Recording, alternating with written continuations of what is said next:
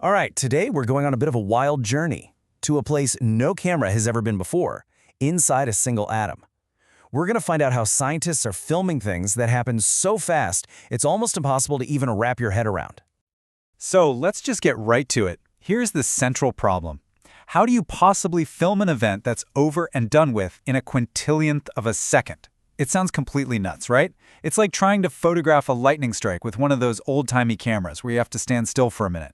But physicists have figured out a way, and honestly, it's one of the most brilliant things you'll ever hear about. Now, to pull off something this incredible, you can't just point your newfangled quantum camera at any old thing. Nope, you need the absolute perfect subject.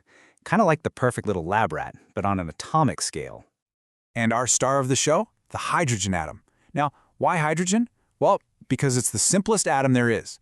It's just one proton and one electron. That's it.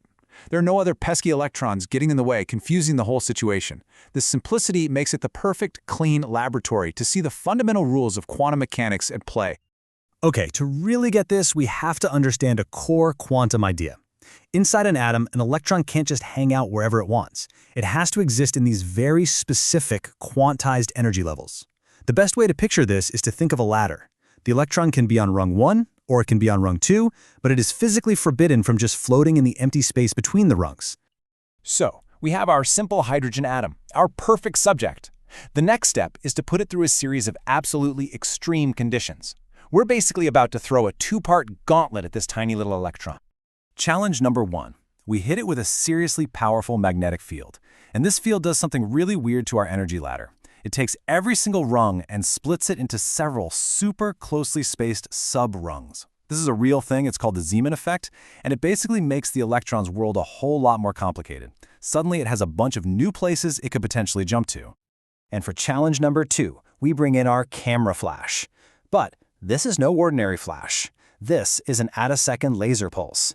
It's a blast of light so incredibly brief and so precise, it's engineered to give our electron just one single, targeted kick of energy. But you know, just how short is an attosecond?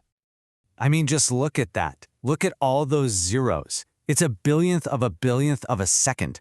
Writing it out is one thing, but to really truly get a feel for that scale, we need a better comparison. And this, right here, just brilliantly puts it into perspective. Imagine you could start a stopwatch, and you let it run for the entire age of the universe, about 13.8 billion years, okay?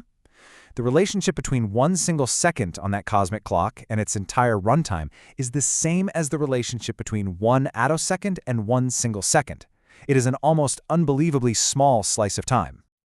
Okay, so the stage is set. We've got our hydrogen atom, it's sitting in a powerful magnetic field, and we're about to hit it with the fastest pulse of light ever created. This brings us to the main event itself, the quantum leap. This is the million-dollar question, right? What actually happens in that infinitesimal moment? The pulse slams into the atom, delivers this perfect little packet of energy, and the electron, well, it has to do something with it. Let's break down the action. First, our electron is just chillin', totally relaxed in its lowest energy level, the ground state. Then, we flip on the magnetic field which splits all those higher rungs on the ladder. Third, bam! The attosecond pulse hits. And finally, the leap. The electron soaks up that energy and, in an instant, jumps to one of those new split subrungs way up the ladder. But here's the thing. This leap isn't just random chaos. Quantum mechanics has these incredibly strict rules. You can almost think of them like traffic laws for electrons.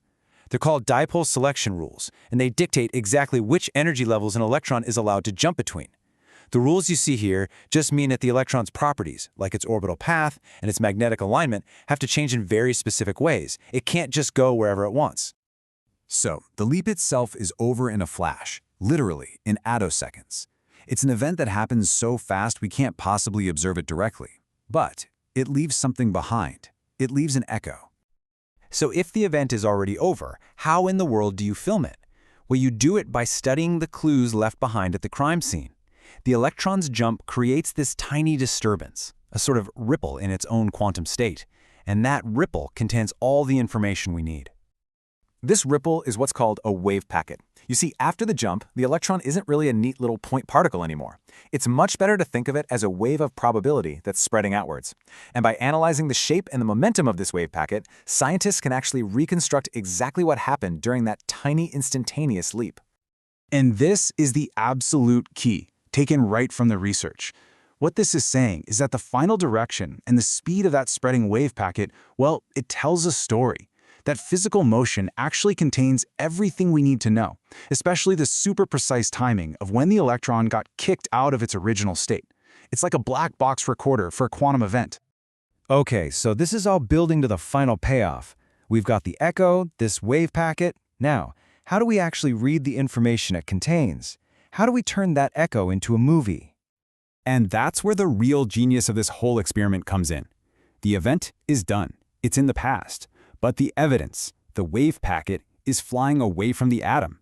How do you intercept that evidence and translate it into a measurement of time? The technique is called Attosecond streaking, and it is so clever. Think of it like this. As that wave packet is flying away from the atom, scientists hit it with a second, perfectly synchronized laser field. This second field acts like a quantum stopwatch. Depending on the precise moment the electron enters this field, it gets nudged or streaked in a slightly different direction. So, by measuring the final direction it ends up going, they can work backward and calculate the exact moment of its release, down to the attosecond. So why go to all this incredible trouble? Because a technique like this lets us test the very foundations of physics.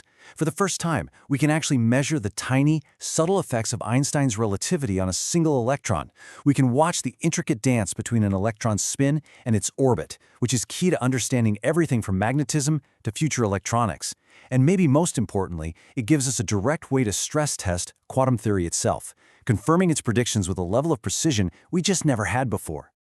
And really, that's the big takeaway. We have built a camera that can film the fundamental machinery of reality. For the first time, we can watch electrons as they move, as they form the bonds between atoms, as they conduct electricity. It opens up an entirely new frontier in science, and it leaves us with one pretty profound question. Now that we can watch electrons in real time, what other secrets of reality are just waiting for us to press record?